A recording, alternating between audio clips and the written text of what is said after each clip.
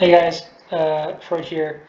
This is my build guide for my throwing sword knight. And I know there are a lot of legendaries here. Don't let that deceive you. My gear happens to be all legendary. The only ones that are even relevant for this build are the gloves and the shoulders. Everything else does not need to be legendary. In fact, it can be magic or rare or anything of the sort. So don't worry. The core tenet of the build is we scale bleed damage. Throwing sword has a huge multiplier on its bleed damage. It does 214% plus 14% per mastery level. If you get, you have 11 items, which means you can get plus 22 to the mastery level at the max of throwing sword, which, if you do some math, is a lot of percent increase, which means our bleed damage on one stack is doing over, at the max range, 2 million damage. We can stack this 10 times on a single monster, which makes it that we can do a bunch of millions of damage to a monster as long as it has multiple stacks of bleed on top of it. Okay, the other thing we use is our sports skill, which is the deflect here. It enables us to kind of play the build as I will show you, and we use grappling hook and some of the nodes on here to kind of group enemies together and help us AoE them down. I will show you now what the build looks like.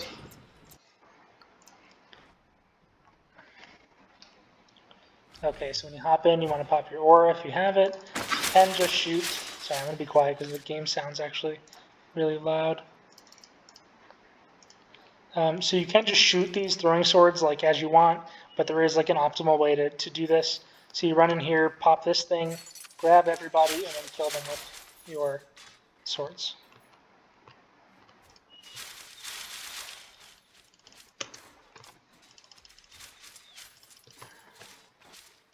Run in here, pop that, grab everybody, AoE them down. You can see that the build does like decent damage here, just to elites. Right? My gear isn't even that highly plus leveled right now.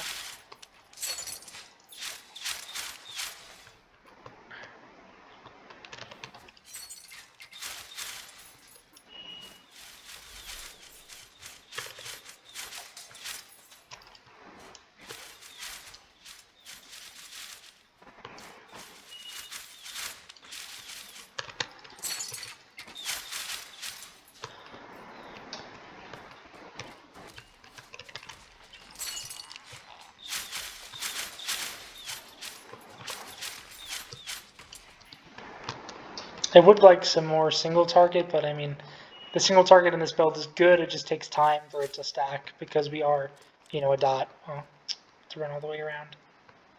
I would also like more movement speed with this build. That's also something.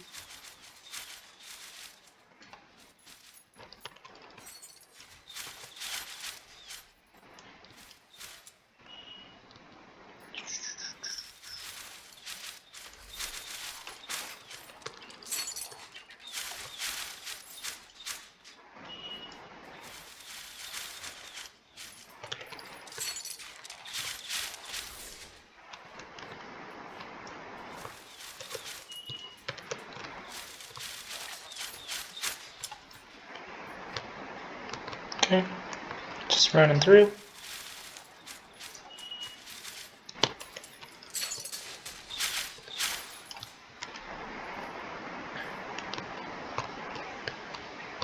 I don't know where I missed them. Ah, the whole bottom half of the map.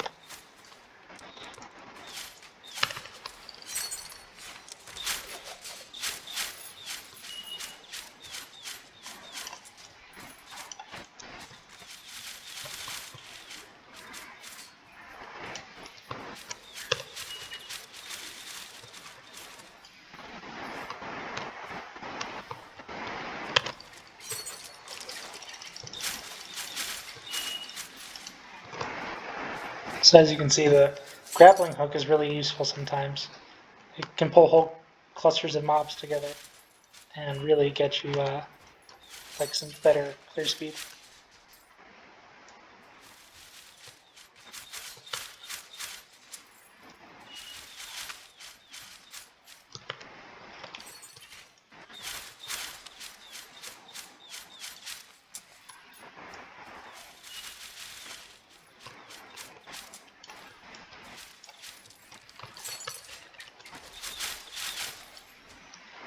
Alright, that's the build. Here's the stats. Average DPS, a little 2 million, total damage, you know, whatever, highest damage, a little over 2 million. It's pretty good considering we don't crit. And then it's a dot, right? So it's not even calculating the full damage potential of the build. Long story short, you want to stack attack speed because it lowers the cooldown of throwing sword, and in doing so, you ultimately lower throwing sword to the point where you can just spam it, you know, and then stacking the most number of bleeds you can, as fast as you possibly can. The other stat you want to stack is Pierce Chance. Pierce Chance stacks with this node here. Bleed damage deals increased damage based on your Pierce Chance, right? So the more Pierce Chance you have, the more bleed you deal, right? And bleed has such a big multiplier that this is like also additional, like it's just good, right? It's just more damage. This gives us cooldown time on throwing sword, which is quite nice, right? We want to be able to throw them as fast as we can. Throwing sword has some fork chance. You can take this node, I think, here. Yeah, whenever throwing sword deals damage to an enemy, if his life is full, throwing sword applies 2 additional bleed stacks. That's totally fine. I just happened to take the 15% fork chance because I didn't need the extra damage from bleed. But this theoretically would be better on like single target. But I like the fork chance. This is really powerful. Whenever throwing sword applies bleed, it applies twice the number of stacks. So this combination and this combination is pretty damn strong. You can apply an instant 4 stacks on a monster. With just this, you're applying 2, and that's typically enough, at least with my setup, to just kill everything. Then this is extra projectiles. Ideally, once you get high gear levels, especially with this legendary, because this is just going to give you extra projectiles, right?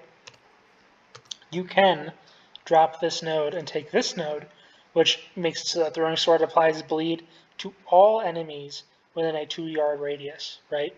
And this overlaps. So if you hit an enemy with, so if you fire 2 throwing swords, right? One hits an enemy on the left, one hits an enemy on the right.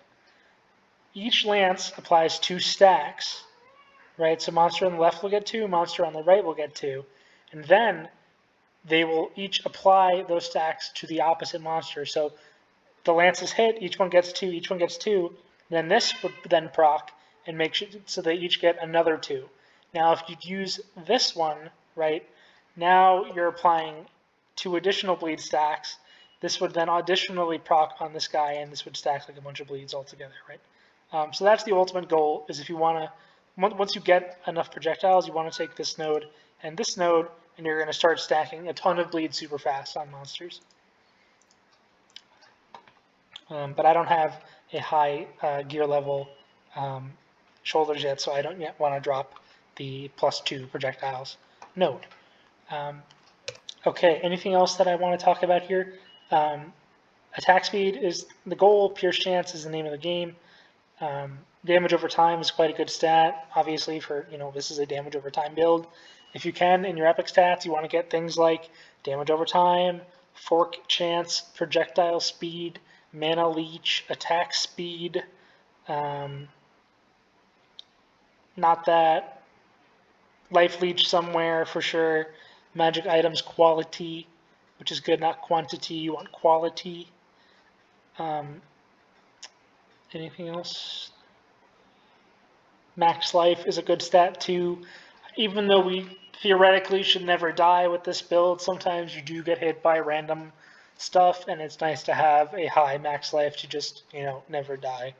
But if you are comfortable and not a potato like I am, you don't necessarily need max life anywhere on your build because of how defensive our support skill makes us in this case.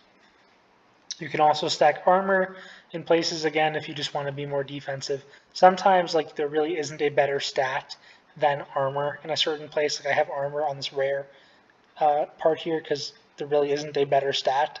So, I mean, think about that, right? That's the whole build. I hope you guys enjoy. I'm not going to do a build write-up guide for this one like I did for the mage. This one's a whole lot simpler. There's no crazy interactions going on here. The name of the game is just attack speed, Pierce Chance. I haven't even gone over the Reaper. Oh, okay. Well, I can't forget to build without the Reaper. So, I mean, again, nothing crazy here, right? This bad boy, he hits really hard. He has, at max level 100, with plus 55 to Astorius' Reapers, the max Reaper damage on this bad boy is 20,687. Now, if we read over here, our skill damage is equal to our raw damage and our Reaper damage together. So we, in order to scale the skill damage, which is what our throwing sword does, need a bunch of Reaper damage. And the big number comes from this bad boy, and he gives you the fatty 20k Reaper damage. That's the whole point we're running this guy. It is just for the big number. That's all. Okay. That's all for the whole build. I hope you enjoy. Thanks for listening and watching. I recommend making this build. It's super low budget. It's super easy to do. And you can have a lot of fun with it. Make it defensive, make it offensive. It's just like an all-around pretty low investment build that has the potential to scale, as I have shown you here, with some legendaries and a lot of optimization with damage over time and attack speed and pierce and stuff. So sky's the limit.